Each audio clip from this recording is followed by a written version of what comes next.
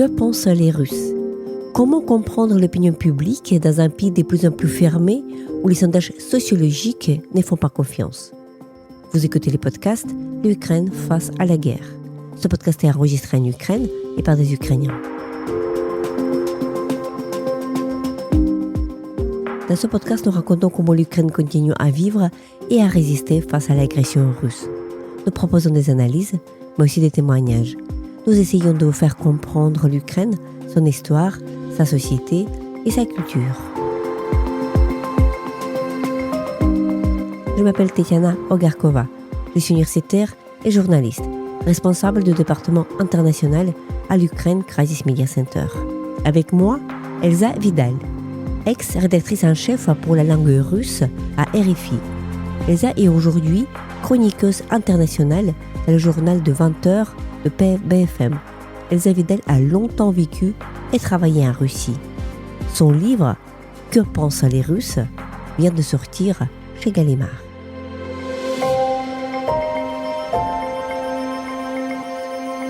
Bonjour Elsa, tout d'abord, merci beaucoup d'avoir accepté notre entretien pour le podcast L'Ukraine face à la guerre. Tu étais déjà notre invité, on a parlé de ton premier livre, Fascination russe, qui était un livre extrêmement intéressant. Aujourd'hui, la raison pour laquelle nous allons parler, donc notre sujet c'est ton nouveau livre qui vient de paraître aux éditions Gallimard, un livre avec un titre extrêmement intéressant, Que pensent les Russes? Alors voilà, voici notre sujet, un livre qui essaie d'expliquer en fait comment est-ce qu'on peut savoir déjà sur les opinions publiques, les attitudes en fait de la population russe, mais tout aussi bien de l'élite et des experts russes par rapport à la situation actuelle, notamment dans le contexte de la guerre que la Russie avait imposée à l'Ukraine et d'une manière plus globale à l'Europe depuis 2014 et à grande échelle depuis 2022. Donc ma première question, pourquoi voilà ce sujet, qu'est-ce qui t'a amené à aborder ce sujet, de savoir pourquoi il est important à nous, Français, Européens, Ukrainiens aussi, de savoir ce que pensent les Russes.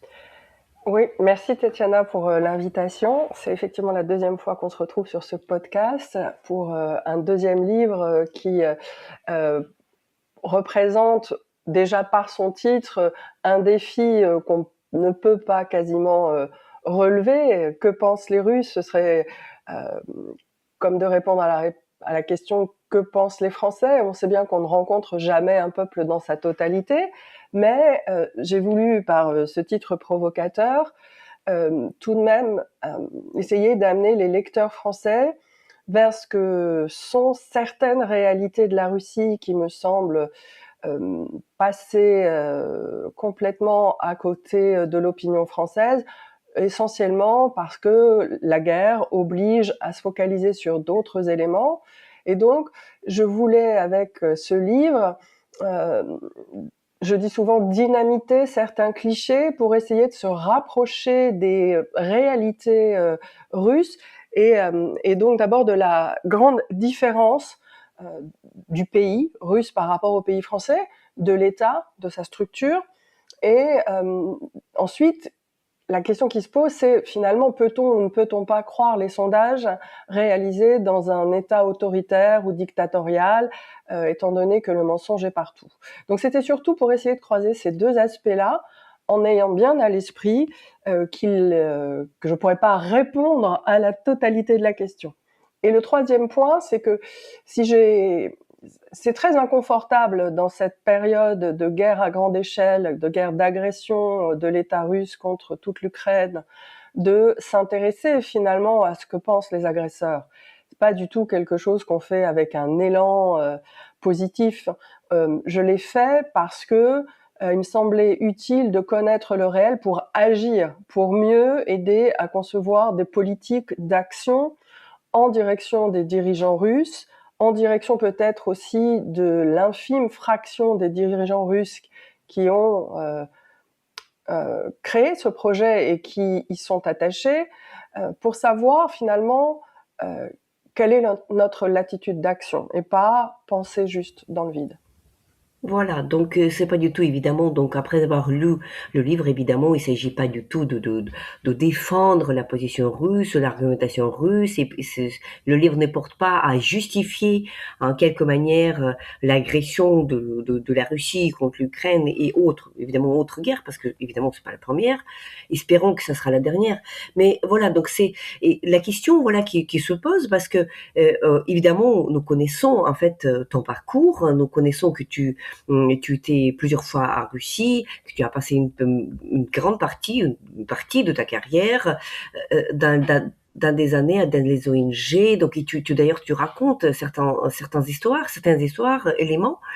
Donc voilà, donc il y a la connaissance de terrain d'un côté, mais il y a aussi voilà une manière d'aborder cette question aujourd'hui, étant donné que la Russie évidemment c'est un pays de plus en plus fermé, de plus en plus je dirais pas éloigné, mais fermé, c'est-à-dire on a du mal à avoir l'information. Donc, la question méthodologique, comment est-ce qu'on peut procéder aujourd'hui? Comment toi, tu as procédé pour mettre au clair cette question pour l'opinion publique, étant donné que le sondage c'est truqué, c'est pas toujours fiable. Voilà, comment est-ce qu'on travaille avec tous ces défis purement Alors, méthodologiques? du point de vue méthodologique, en effet, il y a une grande question qui se pose.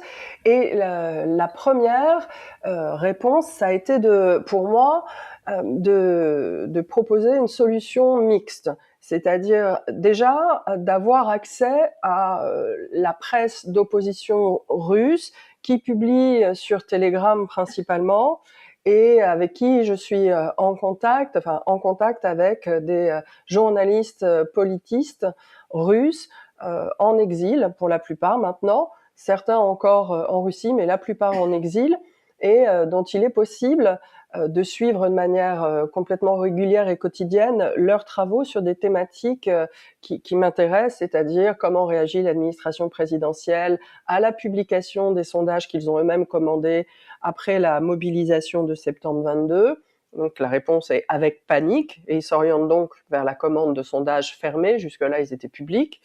C'est aussi l'autre point de méthode, l'occasion de discuter, parce que les réseaux sociaux, là encore, nous le permettent, avec des contacts professionnels ou des amis ou des proches qui sont toujours en Russie, qui ont accepté de témoigner sur l'évolution, non pas de leur position, parce que nombre d'entre eux n'ont pas changé de position, mais ils sentent en eux, alors que l'éloignement entre la Russie et l'Europe s'approfondit et que eux sont enfermés dans une population globalement bien sûr conformiste et qu'eux sont contre la guerre, ils sentent par moments qu'ils se surprennent eux-mêmes à ressentir que l'Europe les rejette, que l'Europe ne les aime pas, alors qu'ils se pensent comme des citoyens globaux. Souvent, ce sont des gens issus de familles très actifs socialement, des médecins avec qui j'ai pu travailler en direction de publics qu'on dit vulnérables, les travailleurs du sexe, les usagers de drogue, et qui témoignent de l'évolution de leur psychisme, qui se rendent compte que dans leur psychisme, progressivement, ponctuellement, il leur arrive de se sentir à l'unisson de la population conformiste.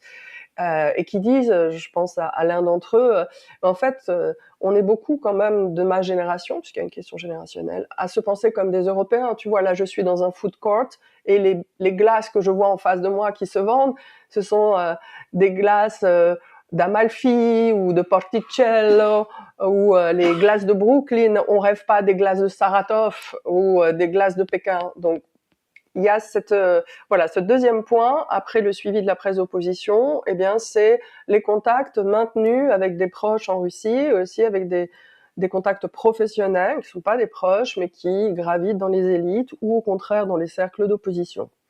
Et puis le troisième point, et ça a été à ma grande surprise, c'est le travail extraordinaire fait par des sociétés qu'on ne peut pas vraiment appeler juste des instituts de sondage, parce qu'ils font beaucoup plus que ça, et qui partent finalement sous couverture dans des régions russes et qui appliquent toujours la même méthode pour pouvoir comparer leurs résultats. Et ils restent plusieurs semaines, en général 3 à 4 semaines, dans des zones qu'ils ont identifiées, et ils vont se mêler à la population, toujours en suivant la même méthodologie. Ils vont mener des entretiens privés, en tête-à-tête avec des gens, mais aussi collectifs. Ils vont aller visiter des manifestations publiques reliées à la thématique de la guerre. Ils vont noter les discours. Dans l'espace public, ils vont noter s'il y a de la communication politique sur la guerre, s'il y a beaucoup de manifestations en lien avec la guerre, comment celle-ci est connotée. Et ils vont se mêler à tous les événements. Donc, par exemple, en Bouriatie, ils vont se mêler aux soirées de départ au front avec les soldats de la région et leurs proches. À Koursk, ils vont discuter avec les femmes qui accueillent des réfugiés, avec ou à Saratov, les personnes qui se mobilisent dans des associations de soutien humanitaire, comme ils disent, aux jeunes hommes partis sur le front.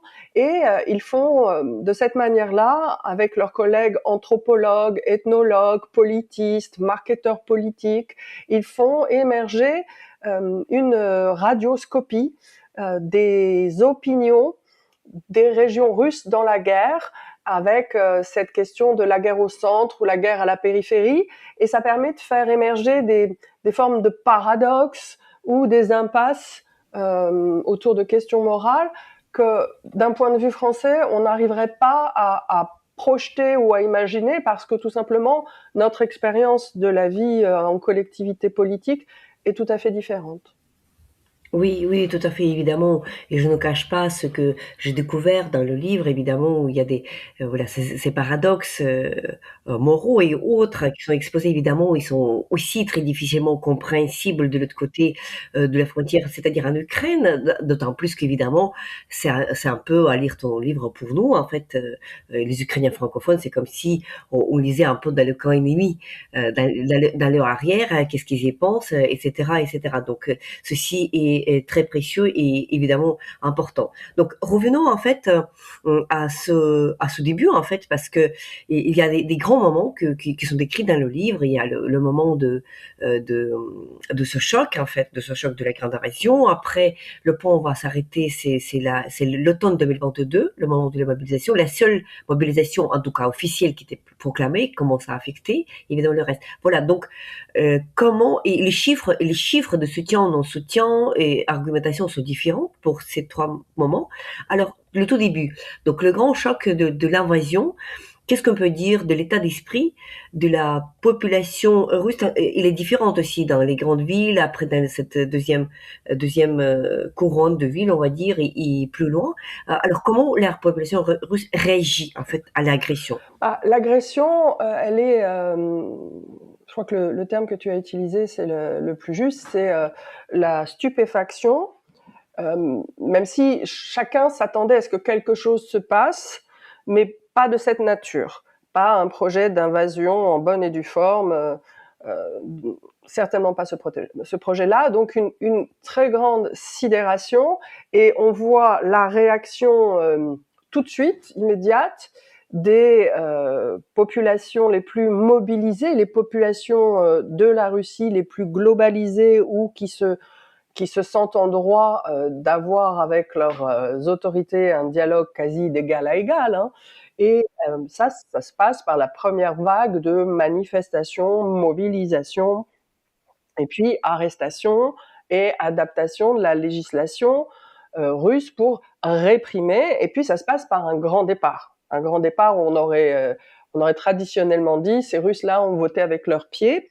Certains ne rentrent même pas au pays, ils sont en vacances à l'extérieur, et plutôt que de rentrer en Russie, ils partent une deuxième fois en Géorgie. Donc c'est le moment où on voit à la fois la mobilisation dans l'espace public la plus forte, et le départ, c'est-à-dire la dissociation de environ, aujourd'hui, on parlait de 800 000 à 1 million de personnes, mais on sait qu'il y en a au moins 200 000 qui sont rentrés depuis cette période-là. Mais le premier choc entraîne une réaction, elle aussi, très aiguë, même si, pour que chacun ait une idée quand même assez précise du tableau, cette réaction très aiguë, elle concerne 15 à 20% de la population russe en général, et elle se manifeste concrètement par une présence dans la rue, dans la première Russie telle que Natalia Zubarevitch l'a décrit, c'est-à-dire la Russie des grandes villes d'importance fédérale, là où l'économie prospère,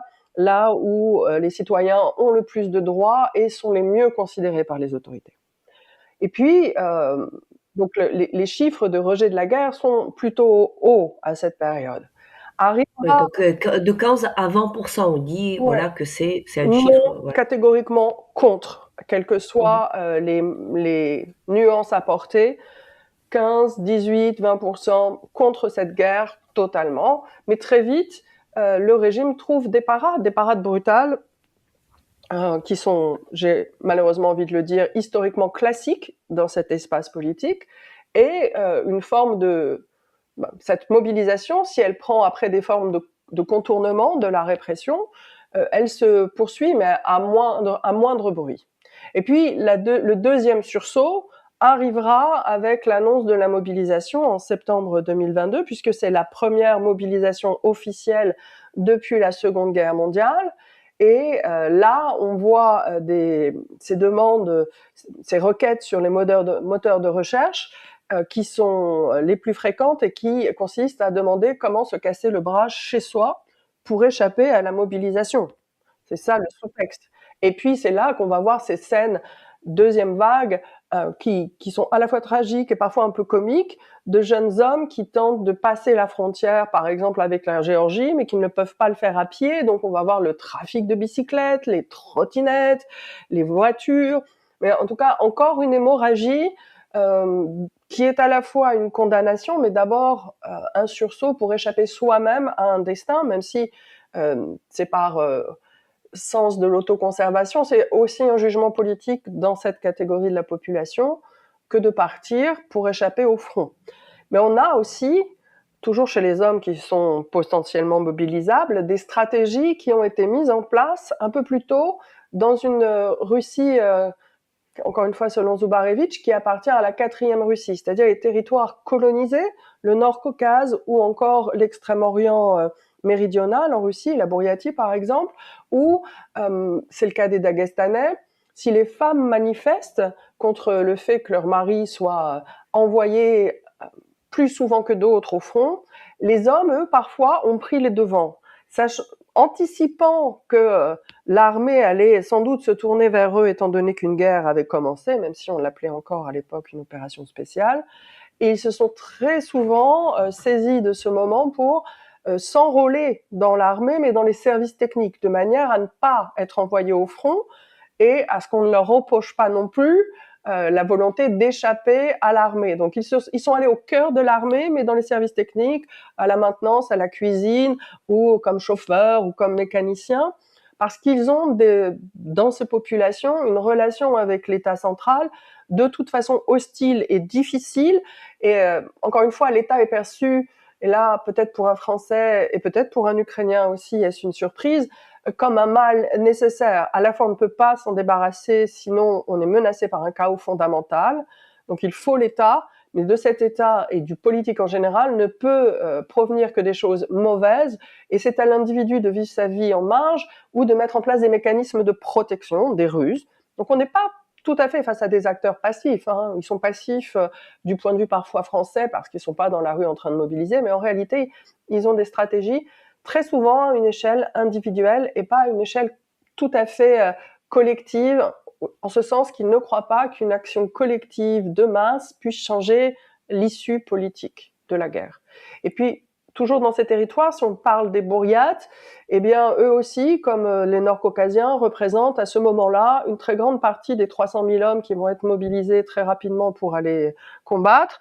Et les Bouriates, eux, ils ont aussi intériorisé le fait que l'État est une source de malheur, mais ils vivent dans une république où l'armée est un employeur très important, même en dehors de la guerre, hein, de manière permanente. Il y a de nombreuses bases positionnées sur la République.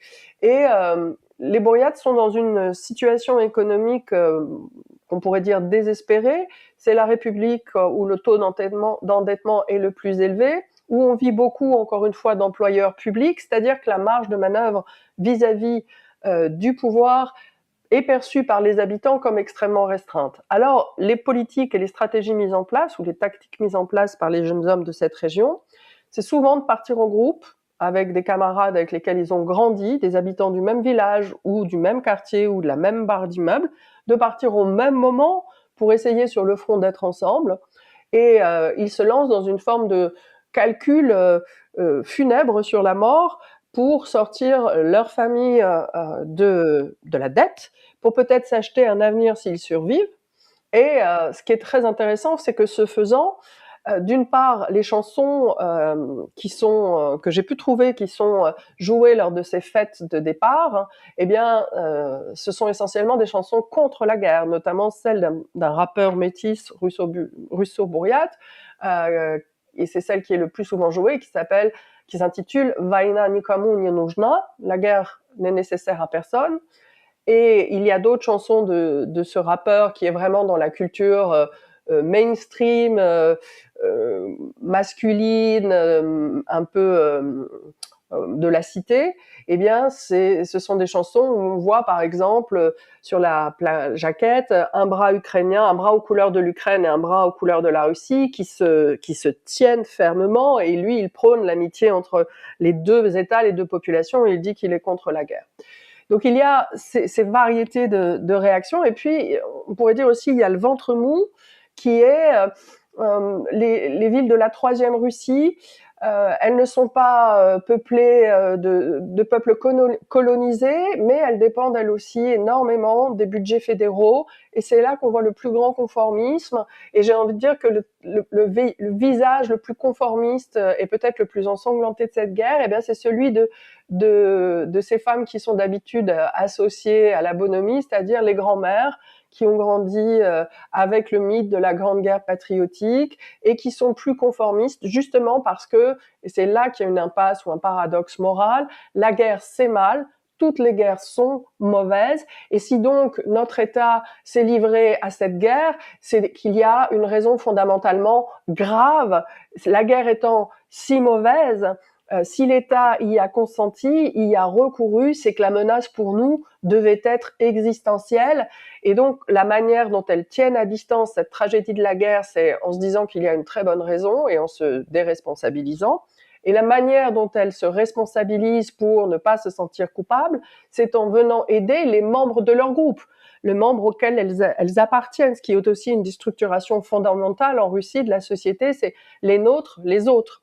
C'est vrai dans toutes les sociétés, mais ça se manifeste comme ça en Russie. Et donc, elles vont aider les personnes qu'elles voient comme premières victimes de cette guerre mauvaise, c'est-à-dire les jeunes combattants qui partent notamment dans les premiers temps de la mobilisation avec un mauvais équipement, soumis à des mauvais traitements. Et donc, on voit nombre de ces femmes qui adhèrent ou qui s'engagent dans des associations informelles qui vont collecter de l'argent pour envoyer des bottes, des vestes, de l'armement parfois, mais aussi de la nourriture aux gars sur le front. Et ce faisant, elles ne sont pas impuissantes et elles viennent en quelque sorte dans leur vision compenser le mal que la guerre répand sur cette terre, mais elles ne se disent jamais qu'elles peuvent se retourner ou qu'elles doivent se retourner contre l'État qui est à l'origine de cette guerre, c'est-à-dire leur État. Mais elles résolvent comme ça le dilemme moral. Oui, tout à fait, tout à fait. Donc il y a tu décris d'une manière absolument brillante en fait voilà ce processus psychologique, voilà cette récompense qui fasse digner en fait du fait que qui est agresseur et pourquoi déjà la Russie avait commencé la guerre. Et donc mais bon, moi je vais quand même aider les pauvres gars, voilà les jeunes parce qu'ils sont de notre quartier, etc. Donc une nuance très importante. Il faut que voilà que notre audience nous voilà aussi comprenne que voilà le seul moment de la mobilisation comme ça officielle en Russie, c'est bien, on est à l'automne 2022. Et donc, grosso modo, on peut dire que c'était un échec parce que les effets négatifs étaient très visibles, parce qu'il y avait des centaines de milliers, voire des millions qui sont partis à l'étranger, parce que la guerre abstraite, un peu, c'est-à-dire une opération spéciale, c'est abstrait, ça me concerne pas. Après, voilà, donc quand on mobilise quelqu'un de la famille, c'est autre chose. Après, l'État russe, en tout cas d'une manière officielle. Donc, je pense que tu serais d'accord de dire que il a arrêté. Donc, il y avait une fin officielle à cette mobilisation. Et ce qui se passe depuis, et donc c'est la majorité, en fait, de temps de cette guerre, c'est que la Russie emploie une armée comment dire, de mercenaires, mais mercenaires internes, c'est-à-dire que ils payent des gens sur les contrats, c'est-à-dire que les gens qui vont à la guerre, que ça soit un burati ou des burates ou pour les autres, Mmh. les Dagestanais, ou que ce soit les Russes, que ce soit Des n'importe Sri qui, Lankais ou voilà, des Nord-Coréens. ou bien dans les prisons, ce sont des gens qui signent des contrats, c'est-à-dire que ce sont et la différence, donc il faut aussi que c'est toute guerre et tout principe de mobilisation. En fait, c'est toujours un principe de loyauté citoyenne, c'est-à-dire que l'Ukraine, contrairement à la Russie, on est obligé de mobiliser, qu'on ne veut pas. Évidemment, il y a des différences en 2022 et 2026 par rapport à la mobilisation, mais c'est-à-dire que c'est un devoir citoyen. Alors c'est autre chose quand tu as des capacités, parce que la Russie est quand même un grand pays, voilà, de piller des gens. Et donc là, comment est-ce que tu peux décrire en fait cette comment dire, cette troisième phase qui dure à partir de 2023 globalement jusqu'à aujourd'hui, en fait, parce qu'il y a des différences aussi, il y a des sociologues, ils constatent des différences dans les explications des populations par rapport à Alors, la guerre. déjà, si tu veux bien, je peux revenir un tout petit peu sur pourquoi finalement les autorités russes vont finir par recourir majoritairement à une forme de mercenariat interne.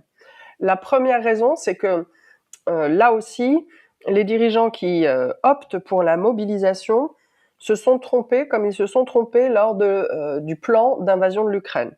Là où en Ukraine, ils ne voyaient pas de société et de conscience citoyenne, ils sont aussi passés à côté de la capacité de leurs citoyens à refuser un projet.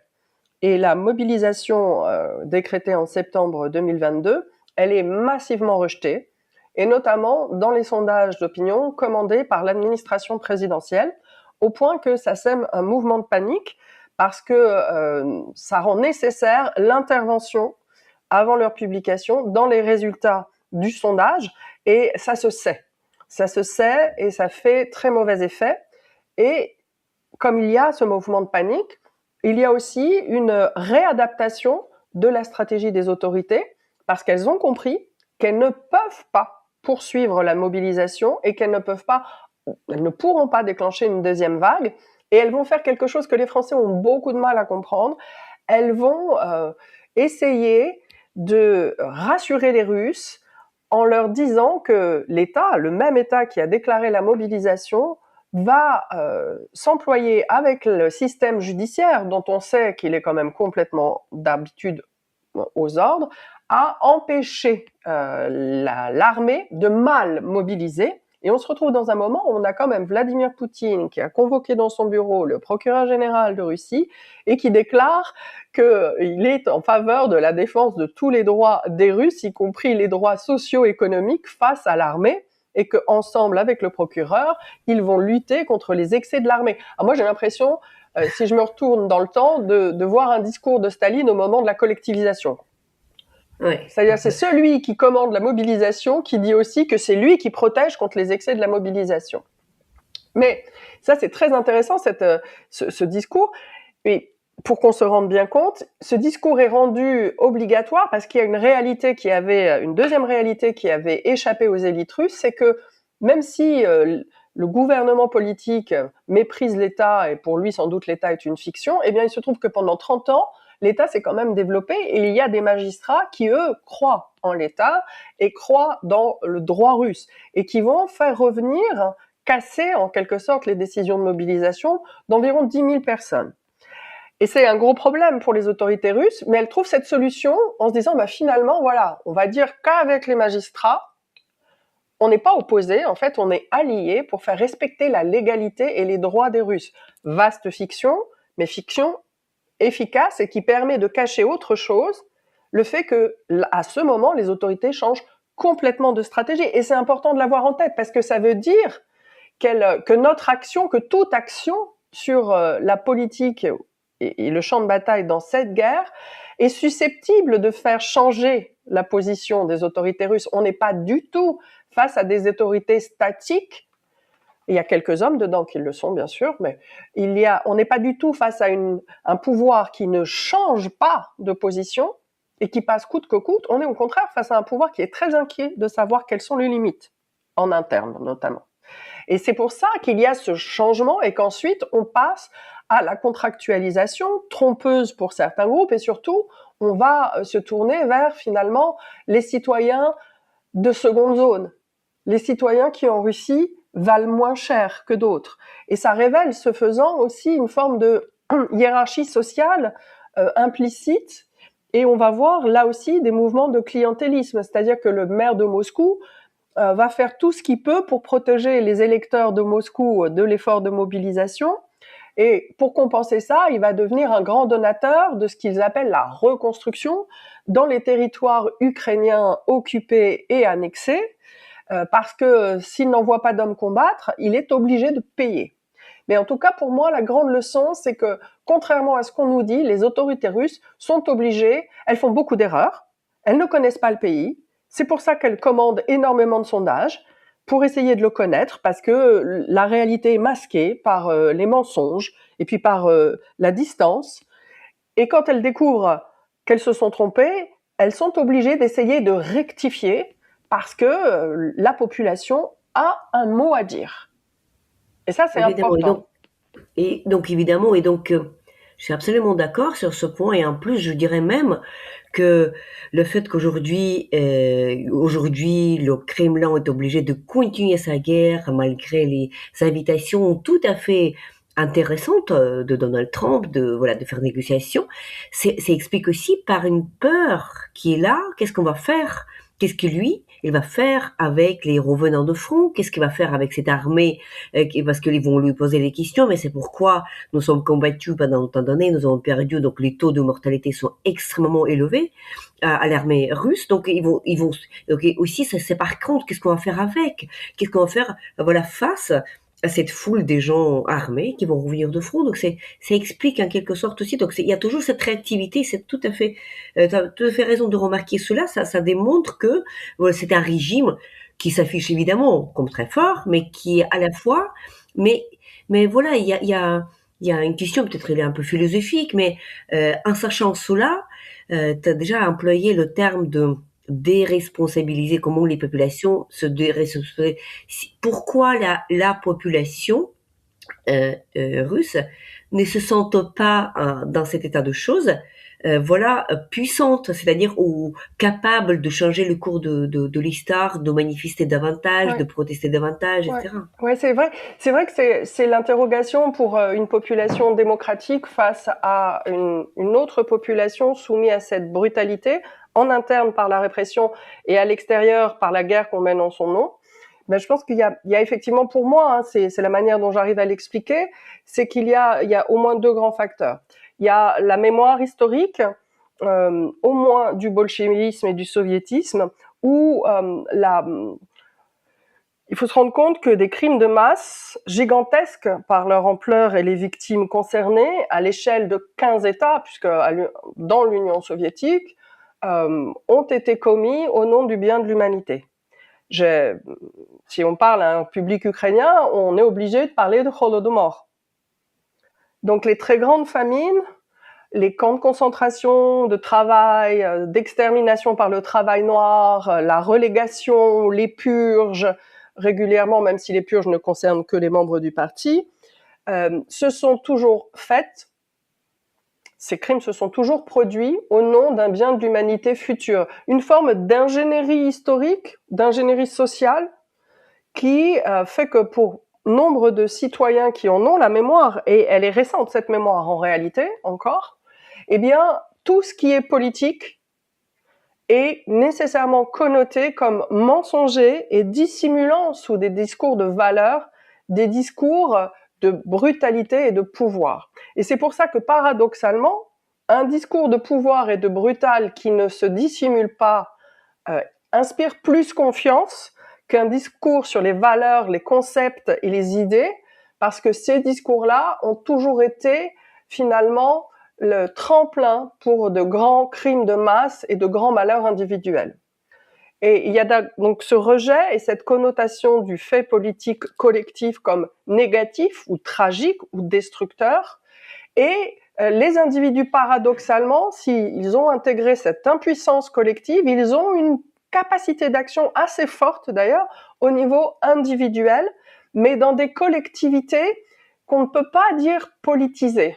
Elles sont un peu affinitaires, elles sont à géométrie variable, elles ne sont quasiment jamais institutionnalisées parce que dès que vous transformez en institution, vous entrez dans l'administratif et alors le droit et l'État peut se saisir de vous.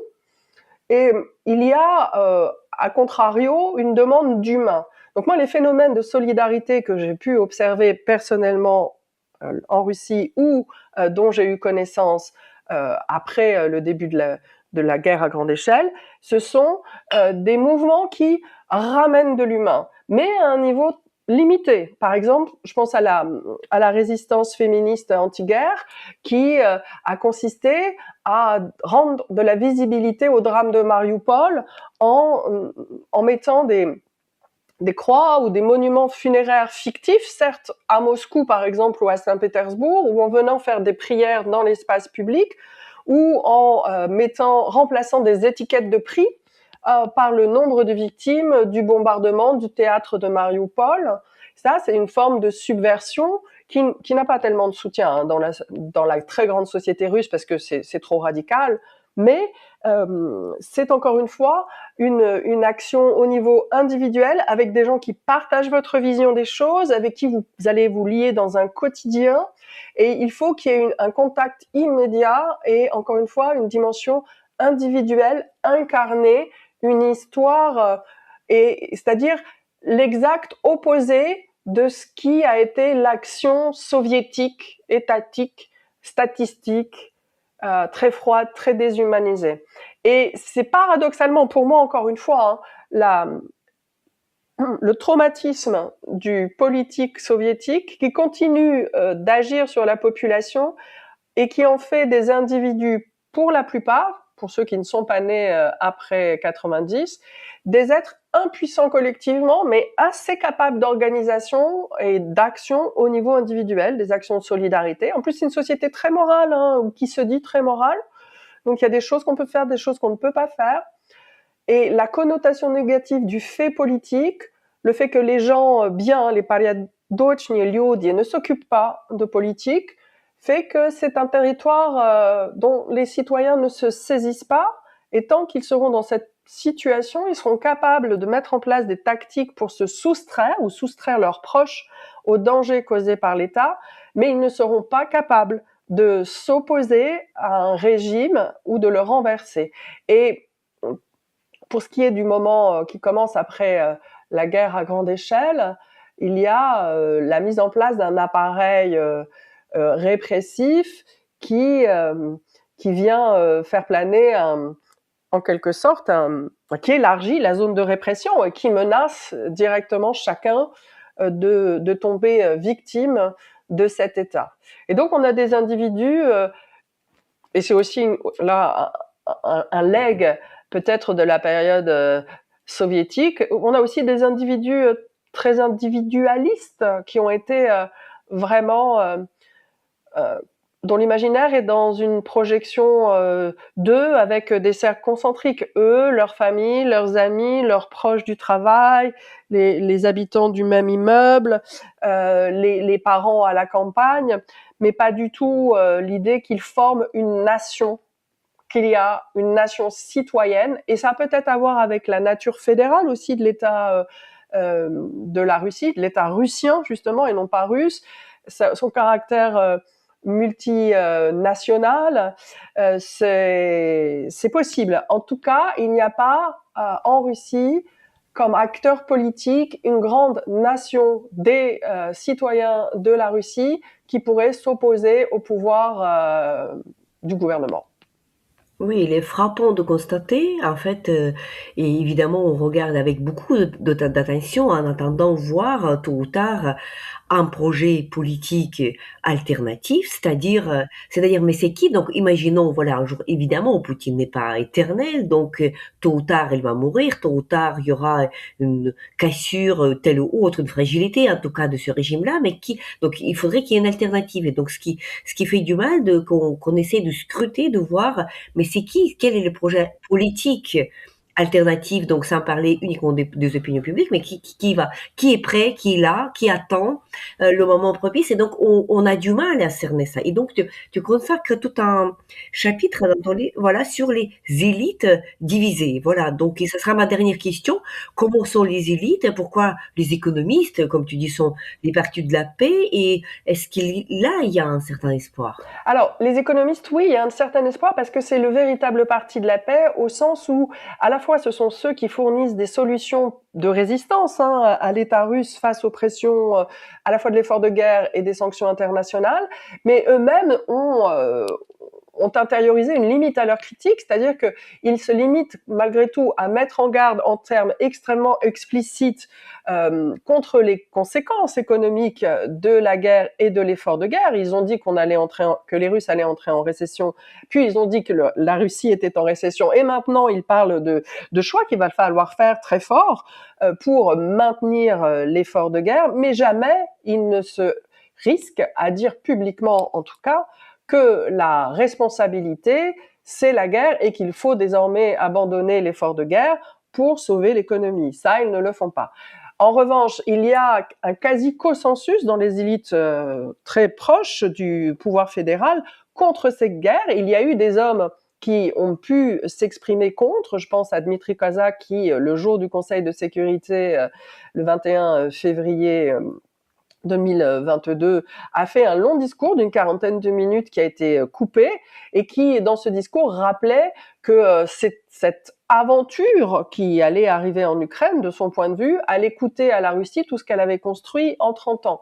Et il s'est, en août dernier, aussi fait l'avocat des entrepreneurs de Russie en allant voir Vladimir Poutine pour que le président mette un stop finalement à l'entreprise de raquettes du FSB qui, en s'appuyant sur le pouvoir judiciaire en région, fait des raids sur les entreprises du secteur militaire qui sont florissantes. Et il a été remercié. Vladimir Poutine a choisi les organes de sécurité contre son ancien conseiller et il a été libéré par décret présidentiel. Donc ça, c'est un homme qui n'a pas hésité à faire état de son opposition même au président. L'homme dont on parle et dont on dit parfois dans certains cercles que tout en étant un homme qui n'a jamais critiqué ouvertement la politique de Vladimir Poutine, mais qui pourrait être un successeur, c'est Kirienko, qui est en train d'élargir progressivement le champ de ses prérogatives et qui devient un acteur de plus en plus central de l'État russe actuel dans son effort de guerre également pour sa stabilité. Et c'est notamment Andrei Pertsev, le journaliste politiste, qui met en avant le fait que son silence lui a permis discrètement d'étendre son emprise sur le système politique russe et qu'il pourrait être une figure sur laquelle il pourrait y avoir un consensus dans le futur, comme d'autres qui sont déjà dans le système. Mais ce consensus, attention, il ne constituera pas une rupture. Il ne faut pas s'entendre à une rupture en termes d'alternative à Vladimir Poutine. Je crois que ce à quoi on peut s'attendre, là je suis d'accord largement avec Andrei Pertsev, c'est à une sortie, à un remplacement à la tête de l'État par une figure qui sera conservatrice, peut-être un peu plus libérale économiquement, mais c'est à voir, et qui sera conservatrice, qui sera acceptée par les organes de sécurité, mais on aura en revanche cette satisfaction de voir cette figure sortir, soit pas à pas, soit brutalement, du projet guerrier. Ça, je pense que c'est quand même globalement ce qui convient le mieux aux élites et à la population russe. La question maintenant pour les dirigeants actuels est de savoir si l'environnement extérieur, comme Donald Trump et les Européens, permettent une sortie de la guerre en sauvant la face, ou si les alliés de l'Ukraine obligent la Russie, en quelque sorte, à accepter ses pertes dans cette guerre, c'est-à-dire à perdre et en tirer les conséquences. Alors personnellement, je pense qu'il est important que la Russie soit face à une défaite économique ou militaire pour que durablement les élites s'en rappellent et la population aussi, et que finalement un pare-feu soit mis contre l'éventualité d'une nouvelle guerre. Car s'il y a un gain territorial, même modeste, dans cette guerre, et une sortie qui préserve la face des dirigeants russes, alors il y aura une autre guerre, parce que fatalement, ce qui marche est répété.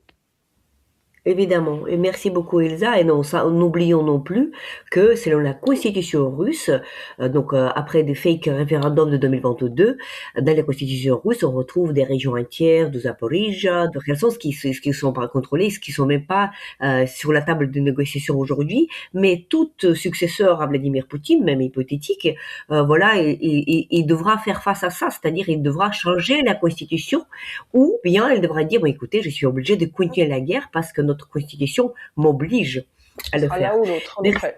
voilà. Merci beaucoup, Ilsa, pour ces Merci explications. Merci Christiana. beaucoup pour ce livre. On espère que justement, ce regard lucide sur l'état d'esprit des Russes, de la population et des élites sera tout à fait utile pour nos lecteurs et pour l'auditeur de podcast. Merci beaucoup.